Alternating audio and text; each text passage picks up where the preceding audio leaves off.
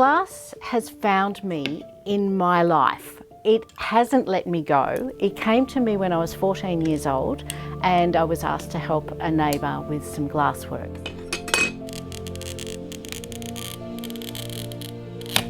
So one of the things I really love about glass is its fragility. It's so brittle, it can be cut, and it's dangerous, it's sharp, it's jagged, it slices you. It's almost a weapon to me. The nature of glass, that it's luminous, it's so versatile, it's so tactile, it's soft, it's lustrous. It pulls me back in so drastically that I've formed my life around glass.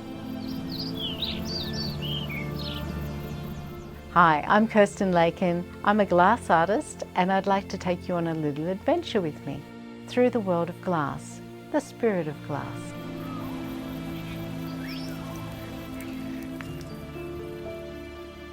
Spirit of glass is the essence of glass, its luminosity, the colour, light, fragility and the strength of glass. Its organic nature of glass. It encompasses all things glass, from flat, sculptural, cut, moulded, things from lead light, stained glass, copper foil, sandblasted, formed and fused glass.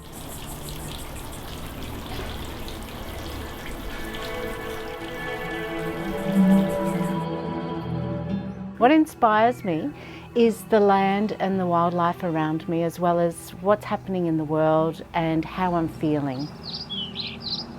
The hills inspire me a lot. It's the greenery, the wildlife, the light. The light is just beautiful up in the hills. Just brings out the spirit so that I can just create freely and make works that mean something to me.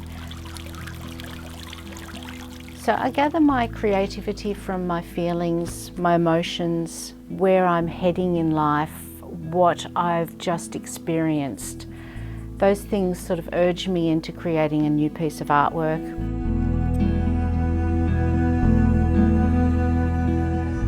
I start with a concept first, so it's the feelings that are exploding out of me. And then I start working on colours, and I work on designs, and then it's the techniques that come into play and how I'm going to express those feelings through the glass, whether it's painted, whether it's a moulded, fused and formed piece of work, whether it's going to be a hanging piece, whether it's a light, whether it's a wall hanging that can be inside the house and not against a window, or whether it needs to be lit from behind and express that light that's coming through it.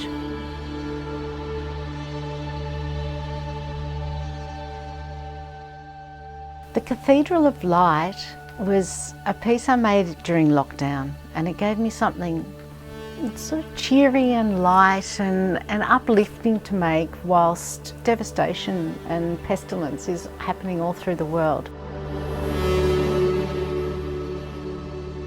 I was inspired to make this also by my boss and part teacher, Donna Kennedy, and she said, wouldn't it be nice to make a house of glass? And I thought, let's go up one stage, let's make it a cathedral.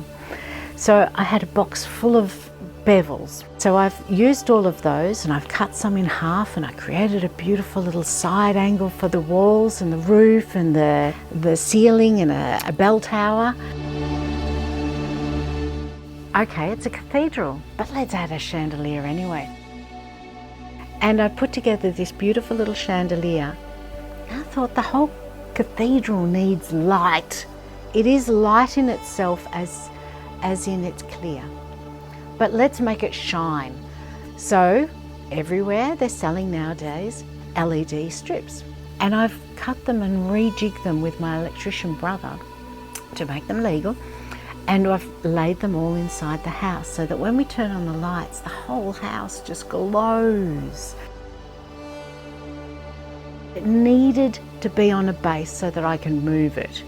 So I created a beautiful base for it, and I learnt the craft of parquetry. Then we just lift the whole parquetry floor up and we move him all together. So that was finally a completed piece.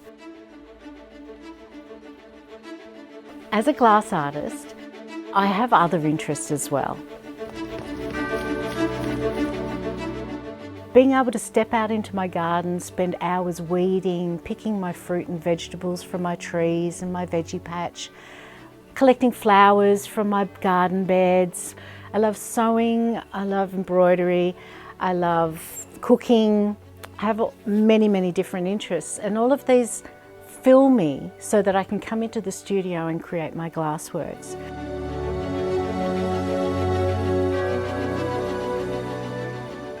When I'm working on the idea of a piece, I'll look at the pieces that I've got available to me. So I bring in a lot of used and recycled, reclaimed items, and I'll bring those to life.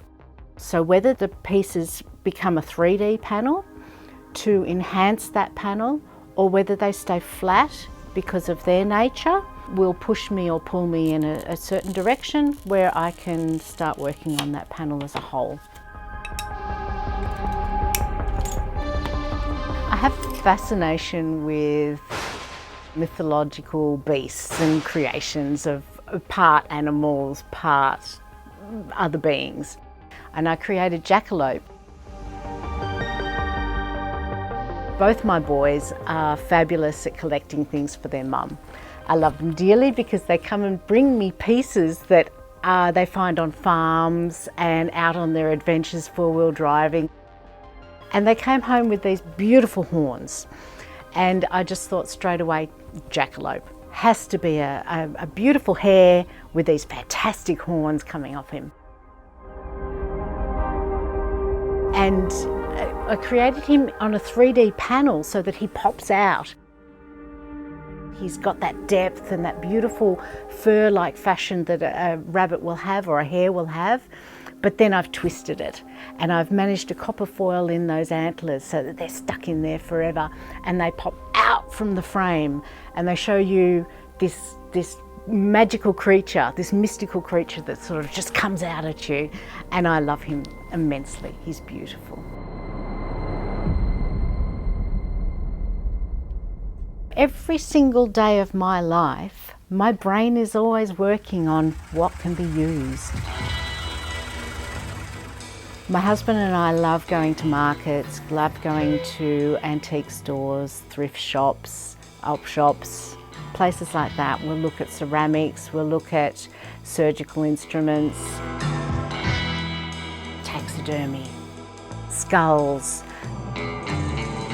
ceramic doll pieces. Love doll pieces. They're incorporated in my work a lot. History, anything that's got a bit of history in it. Clock parts, watches, steampunk things. The steampunk movement grabbed me straight away. It's already a part of me that has always found objects and brought them together. To blend them with glass is fabulous. I just really enjoy pulling those together and creating an image that is sci-fi, is a bit vintage, is a little bit out there.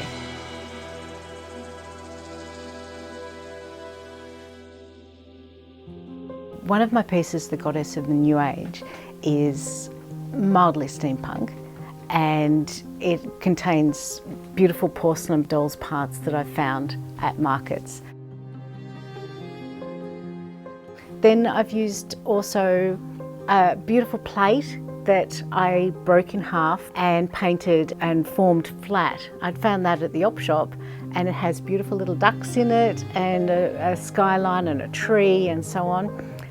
Incorporating in that as well is a sweet little wine glass that I've melted down, and it's formed a sweet little mushroom, and so the tree grows from that.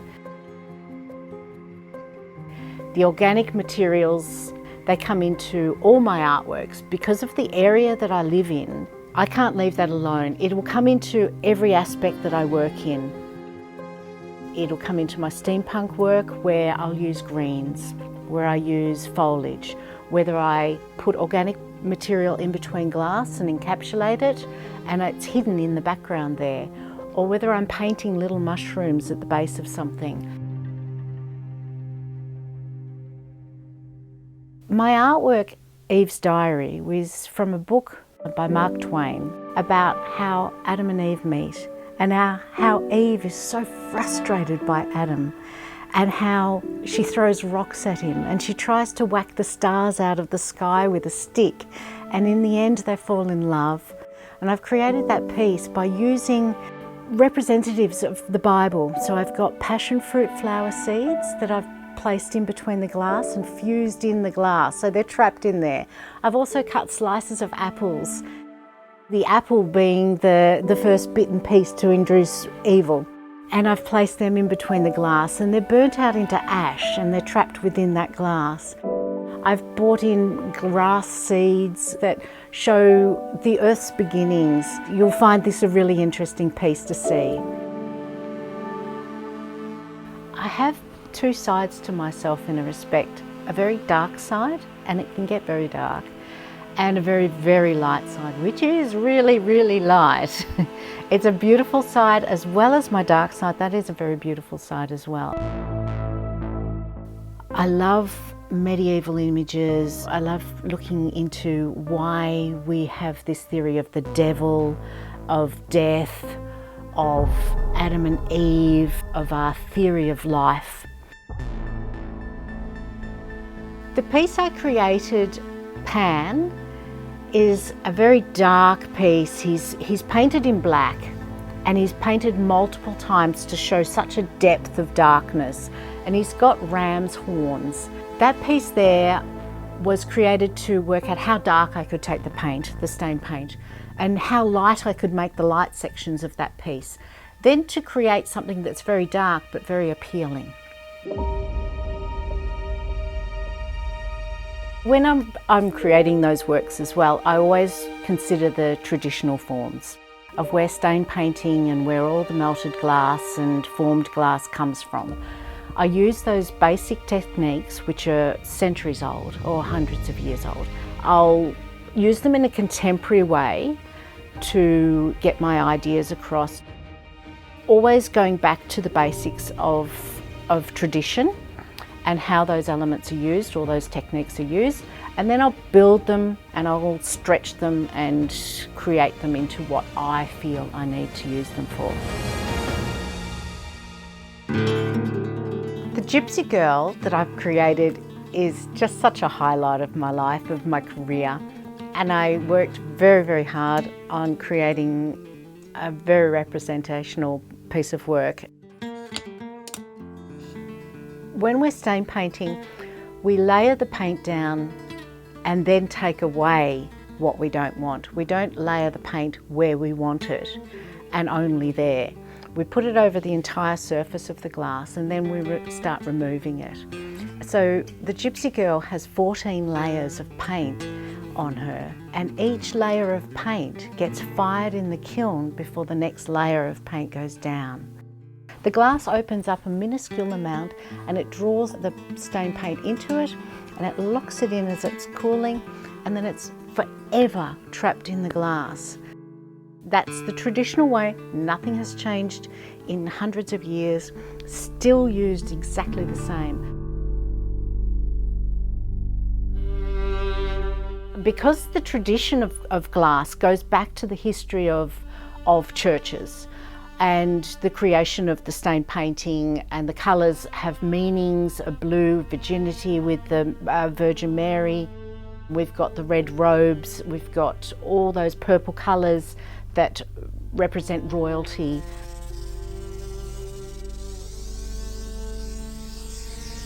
I use them within my works, but I use them in a modern form, and I quite often give them a little twist, so that I will use the blue in a Virgin Mary, but I'll put it in a fairy tale, so that I can combine those two and give it a modern twist and just give my little opinion on how I relate to religion, tradition, contemporary, modern thoughts.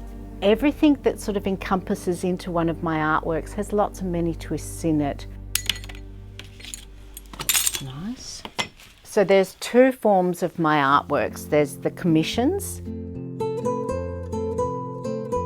and there's my personal artworks, which head off to galleries and places for sale as well. My artworks attract the type of person that I like making an artwork for. When someone's commissioned me to create a work for them, I listen very clearly to what they need from me. And I'll listen to them in what they need from the glass works. So whether it's a solitude, whether it's a calmness, whether they need something very vibrant and modern, contemporary. Maybe it's a large architectural work, or maybe it's just a small artwork that will be in a window or on a wall. I like to think of myself as a very broad-minded person. I love that the world today has opened up doors for opening views and seeing people for who they are. The LGBTQ plus region, pride, they're all really important to me. Everybody in this studio is welcome. I love bringing culture into this studio. I love having my mind opened by those teaching me the ways of the world for today. It's really important that I know and understand you all so that I can cater for this as well as grow as a person. My own personal classes held in this studio in Ferny Creek are designed specifically for my students. The teaching side of my business has been there from the very beginning. I love teaching. I love sharing my information and all my knowledge with somebody. There's been a huge explosion in the interest in my classes, and in that I need to narrow down the classes that I'm taking on. I'll be catering for a very high-end level of student with a great interest in creating and finishing off high-level pieces. This will mean that I can cater just to their needs and give them exactly what they're needing to take into the industry. I take on a minimal amount of students so that they get a one-on-one almost with me, a maximum of 4 students in the class. I have such a variety of students and I will help them step by step along the way to achieve what they want to achieve. Glass is fabulous for that because it's powerful.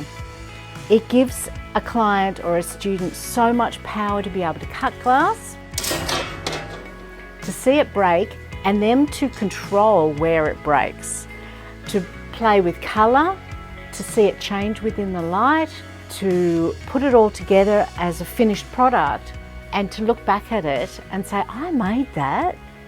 I bloody well did that all by myself. And that's me. That's everything that I put into it. Industry experience. I also teach at Melbourne Polytechnic in Paran. We have a fantastic, absolutely incredible course set up for the glass industry. It's the only one in Australia, and it's the Australian Central of Glass through Glass Inc. Our students there are just phenomenal. They're all very, very inspired to work with glass. They see so broadly into the future of where glass can go.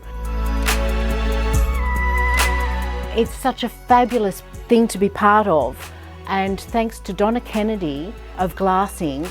to create this incredible school that encompasses so much. It's just such a fabulous opportunity for teachers, for the industry, as well as the students that we take on. To teach is to give so much to a student. I love watching people grow, learning new techniques, feeling the power that they get from cutting glass, from creating their own works. That is so fulfilling.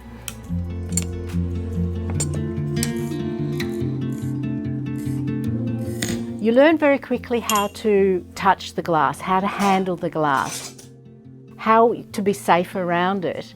And it becomes a second nature where I can just pick up and grab glass and I can work with it and not worry a single bit about how I'm going to work with it, how it's going to react to me.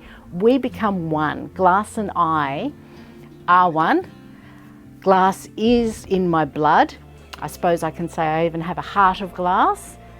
Fortunately, it's not a broken heart. It's not shattered. It's not fractured whatsoever. It's a good, strong heart of glass.